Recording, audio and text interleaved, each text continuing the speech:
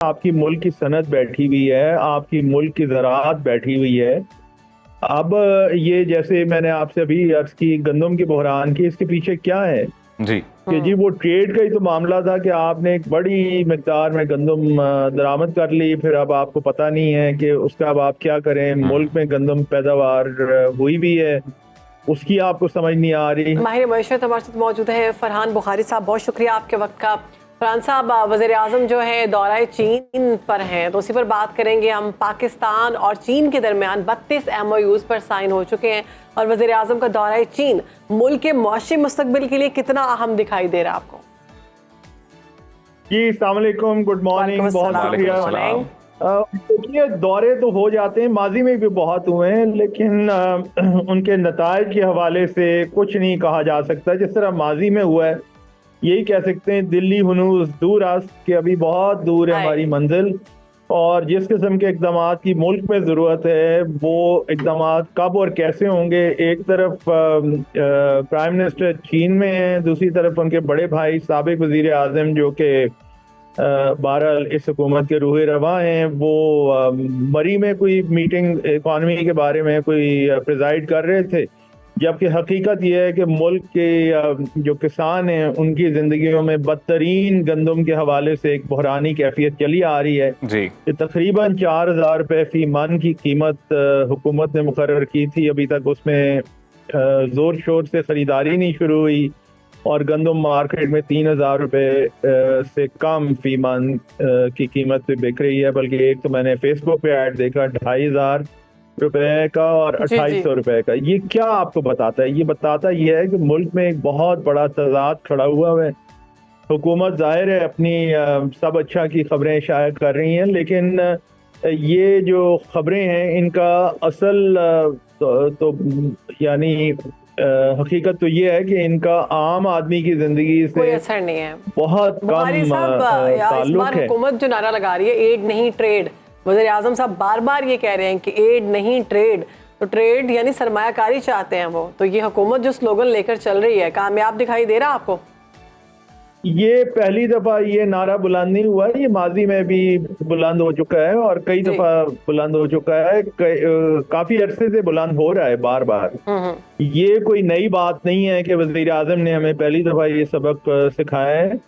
पाकिस्तान की तारीख में बड़े अरसे से कहा जा रहा है, लेकिन वो ट्रेड होके नहीं देती। आपकी मुल्क की सनत बैठी हुई है, आपकी मुल्क की ज़राअत बैठी हुई है। अब ये जैसे मैंने आपसे अभी अर्ज की गंदम के बहरान की, इसके पीछे क्या है जी कि जी वो ट्रेड का ही तो मामला था कि आपने एक बड़ी मिकदार में गंदम दरामद कर ली, फिर अब आपको पता नहीं है कि उसका अब आप क्या करें। मुल्क में गंदम पैदावार हुई भी है, उसकी आपको समझ नहीं आ रही। हुकूमत ने जो जाके गंदम खरीदनी थी जी उसकी कोई समझ नहीं आ रही। फरहान साहब, बात ये वज़ीर आज़म की जानिब से ये भी कहा गया कि चाइनीज मॉडल को अगर हम फॉलो करते हैं तो हम कामयाब हो सकते हैं।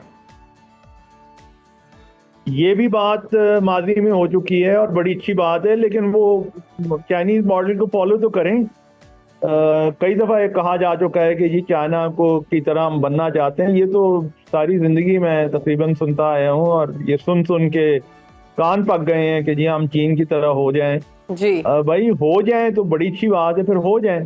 तो फरहान साहब 1960 की दहाई में तो सर हमारे मुआशी शहरी चीन से बेहतर थे, उसके बाद अब सिचुएशन आपके सामने, अब तो कोई मुवाजना है ही नहीं। बिल्कुल, तो सर कहाँ गलती हो गई, कैसे हम राइट ट्रैक पर आ सकते हैं? ये एक लंबी कहानी है। 50 साल से हम गलतियां करते आए हैं। आपने 60 के दहाई की बात की, वो एक सुनहरी दौर था पाकिस्तान की तरक्की के हवाले से। मुझे याद है अपने बचपन में हम एक डॉक्यूमेंट्री PTV पे देखा करते थे, एक ही चैनल था, पाकिस्तान का तस्वीरी खबरनामा, मरहूम तलत हुसैन की जुबानी, जिनका हाल ही में इंतकाल हुआ है। और क्या ज़बरदस्त उसमें वाक़यात हमें बयान किए जाते थे। पाकिस्तान में हर फ्रंट पे तरक्की हो रही थी। आज वो पाकिस्तान मरहूम तलत हुसैन की ज़ुबानी पाकिस्तान का तस्वीरी खबरनामा वो नज़र ही नहीं आता। वो लगता ही नहीं है कि ये वो मुल्क कभी था। और इसमें गलतियां बहुत हुई, लेकिन बिल आखिर अगर एक गलती जो कि सारी गलतियों की जड़ है उसका अगर आप जिक्र करें तो इसमें सिर्फ और सिर्फ एक लफ्ज सामने आता है और वो है नियत। यहाँ पे नियतों में फतूर आया, फिर उसके नतीजे में करप्शन भी बहुत बढ़ी, फिर लोगों को अपने इंटरेस्ट भी नजर आ गए वगैरह वगैरह। वो सब की सब बातें जो कि आपने सुनी।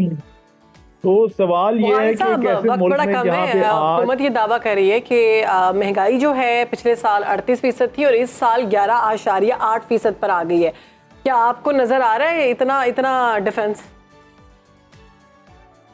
देखिए, आदाद और शुमार के बारे में यकीनी तौर पे नहीं कहा जा सकता, कुछ ना कुछ बहरहाल बेहतरी हुई होगी। क्या इतनी बड़ी बेहतरी हुई है इसके बारे में कहना कबल वक्त है, लेकिन महंगाई तो एक पहलू है, असल मामला तो क्वालिटी ऑफ लाइफ का है, यानी ज़िंदगी की, रोज़मर्रा की ज़िंदगियाँ लोगों की कैसी गुजर रही हैं, ज़िंदगी की नौइयत क्या है। अब जैसे मैं आपको अर्ज़ कर रहा हूँ कि आधी से ज़्यादा आबादी, निस्फ से ज़्यादा पाकिस्तान की आबादी देही इलाकों में रहती है जी। अगर वो एक बहरान का शिकार हैं क्योंकि वो गंदम अपनी लेके बैठे हुए हैं और सरकारी कीमतें खरीद पे उन्हें गंदम नहीं वो बिक रही बल्कि उससे बहुत कम नर्ख लग रहा है मंडियों में, तो फिर ये आपको कुछ पाकिस्तान की जो ज़िंदगी का मेयार है उन लोगों के लिए उसके बारे में बहुत कुछ बताता है। और फिर जो हमारे जो बड़े बड़े चैलेंजेस हैं, एक बहुत बड़ा चैलेंज क्लाइमेट चेंज का है। 2022 का आपने वाकया देख ही लिया था जो सैलाबी कैफियत मुल्क में हुई थी।